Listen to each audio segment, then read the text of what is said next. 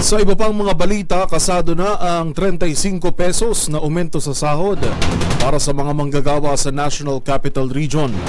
Base sa desisyon ng NCR Wage Board, simula sa July 17 magiging 645 pesos na ang arawang sahod ng mga minimum wage earners.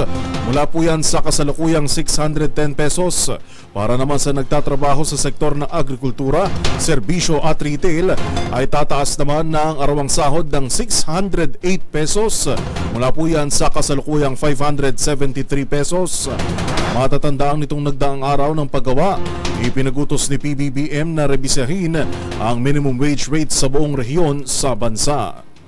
Bahagi po doon yung pangangailangan ng manggagawa. Ikalawa po yung meron pong pagtanaw din sa kapasidad ng mga negosyo na magkaloob po ng karagdagang aumento sa umiiral na sahod. Nandun din po yung pagkakataon na magkaroon ng countryside development, lalo na po sa ibang mga rehiyon outside po NCR.